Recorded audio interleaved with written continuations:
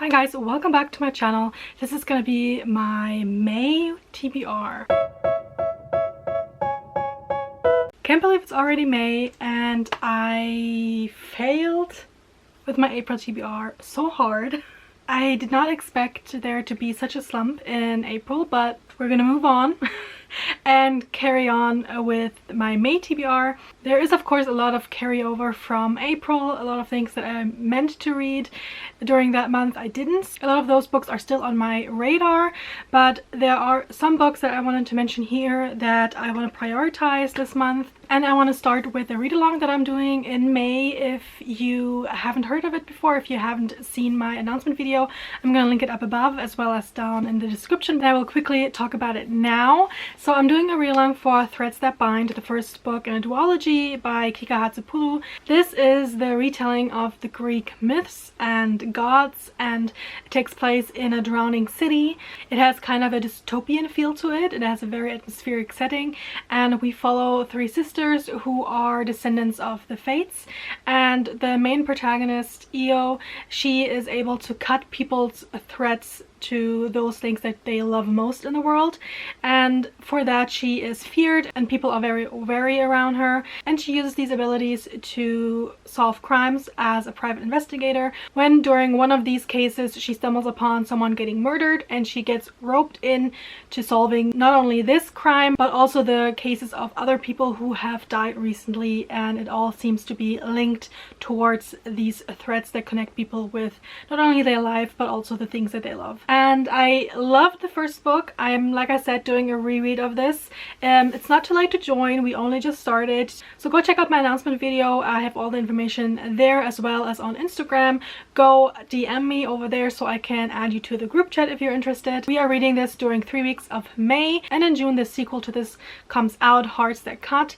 I have an arc for that, and that is one thing that I also want to read in May because it's one of my most anticipated reads of the year, and I can't wait to see how this whole story wraps up in this conclusion to the duology. And furthermore, I have 3 more arcs that I want to get to this month. The first is an arc that I've had for a very long time, and I'm really embarrassed actually to say that this was an arc that I had and I'm only now getting to it, because I think it was released in 2021, so it's been a couple of years and I am now finally getting to it, hopefully. And it's called The Keeper of Night by Kylie Lee Baker. And the reason for me to finally pick this one up is that I recently read her newest novel, which is The Scarlet Alchemist, and I loved it. It is one of my favorite books of the year, maybe even the favorite. I can't wait for the sequel to that book coming out later this year, but for now I really want to go back and read this debut of hers and see if I'm just as obsessed with that story as I am with The Scarlet Alchemist. This book is set in 1890 and it starts off in London, where we follow the main character, who is a reaper.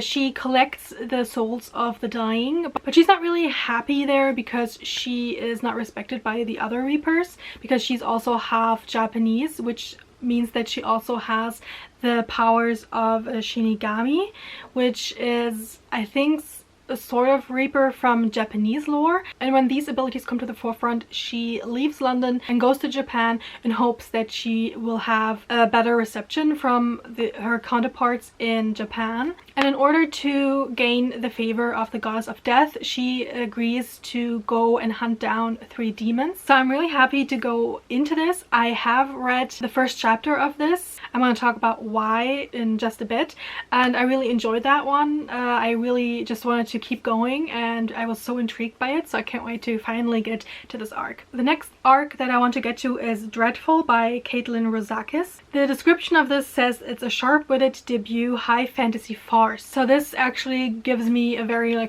fun vibe that doesn't take itself too seriously, and it maybe has a bit of assistant to the villain vibe. I am really happy to have gotten this arc. It is released later in May, and in this the main character wakes up after there seems to have been an explosion or something. He has no memories left. He doesn't really know who he is, but he soon learns that he is the villain in this story and he doesn't remember any of it. So he kind of has to go along with whatever everybody else is kind of giving him, and in that way kind of needs to learn more about how he got to this point, like who he is, what his intentions are, and find a way to survive all of this before everything that he did before he lost his memories catches up to him and gets him killed. So I think it's going to be very fun, because I think the main character is probably going to have a very innocent approach to all of this, and just finding out about what bad things he has done in the past is going to be hilarious to see. I'm also very intrigued because the description also says it features killer mode squid, toxic masculinity, evil wizards, and a garlic festival. So let's see what the author did with that. And the last arc that I want to get to this month is The Fireborn Blade by Charlotte Bond. This is again a fantasy novel, and this focuses on a female knight who has to go and bring back an artifact that is kept by a legendary dragon. A task that is potentially ending in her imminent death. From the description, I gather that this again has to do with toxic masculinity and the fact that the main character is one of only a few female knights, and the way that she's treated by her peers and everybody in society. So it's going to be very interesting to see why she has to go and do this quest and what happens after she goes and tries it. This again is coming out later in May, so I can't wait for that. And the only other books that I want to mention are two that have to do with the Asian Readathon that I'm taking part in. This is a readathon that was created by Cindy from the channel with Cindy, and there are a couple of different prompts that you can try to achieve by reading books that are written by Asian authors or authors with Asian descent. And this is where the try a chapter comes in again, because I have tried the first chapter of I think 42 different books by Asian authors, and I was so blown away. First by the fact that I have so many on my TBR. I did not think that through, but also because there were so many that I've been meaning to get to for so long, and there were so many that had such a great and intriguing first chapter that I always had to like pull back and be like, no, I wanted to read this in May, I can't just go ahead and read it now. So I'm hoping to get to a few of those. I know I'm not going to get to all of them, and the 42 that I read weren't the only books that I had.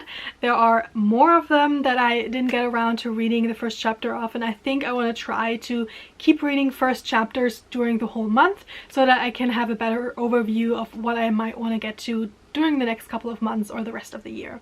I'm not going to go into the books that I tried a chapter of because you can see them in the background here, and I'm also editing a video where I try the first chapter of all of these. I don't know why I thought it would be a good idea to start off with talking for like 8 minutes for some of these books. I really have to cut that down so that you guys don't have to listen to me ramble on and on, but I hope to get that out very soon so you can see my reaction to these books.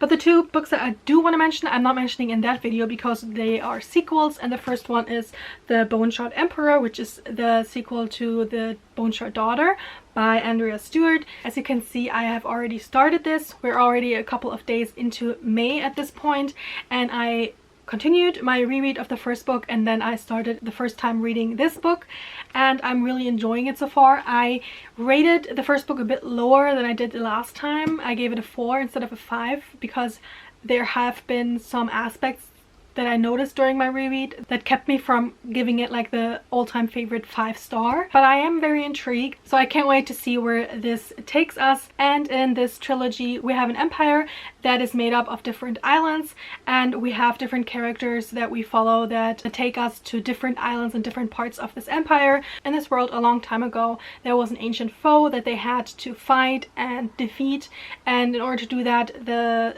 then emperor had to gain knowledge of an ancient magic where he can build constructs out of animal carcasses and also bone shards, which he engraves with the magic, and when he puts the shards into these constructs they come to life and they can be used as soldiers that the emperor now uses to control the empire. And it's been a very long time since the last of these ancient foes has been seen, and the rest of the empire is kind of figuring out that maybe they don't want this kind of magic in the world anymore, because they don't want the tradition of every person having to give a bone shard to the emperor to keep going, because it does take away some of the lifespan of the people that he takes the bone shards off. So there is like a rebellion brewing, and we have the emperor's daughter that we follow. She has been sick in the past and is now trying to recuperate from that and trying to gain her father's trust and his favor to become his heir, and he's very reluctant to help her gain the knowledge of this magic, so she has to go and try to gain it in secret. So we follow her doing that. But we also follow a smuggler whose name is Jovis, who is on an island doing his business when this island starts to sink, and he goes and saves by accident not only an animal companion that has a very big role to play later on, but also a child. And he then gains the reputation of being this amazing smuggler and hero of the people, and he kind of gets thrust into this whole political scene as a big folks hero that he didn't really want to be.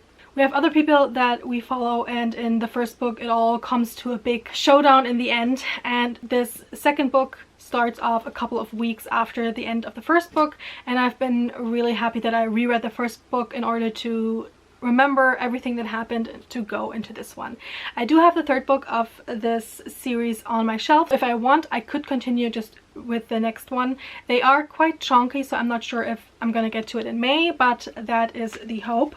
And the other sequel that I have is These Infinite Threads by Terharu Mafi. This is of course the sequel to this Woven Kingdom, something that I really enjoyed. And this Woven Kingdom is kind of the story of a cat and mouse game between a prince and the hidden princess of the Jinn, and their paths cross and they don't really know who the other is. Again, the end of the first book ended with something that was kind of mind-blowing, and I've been meaning to get to the sequel ever since.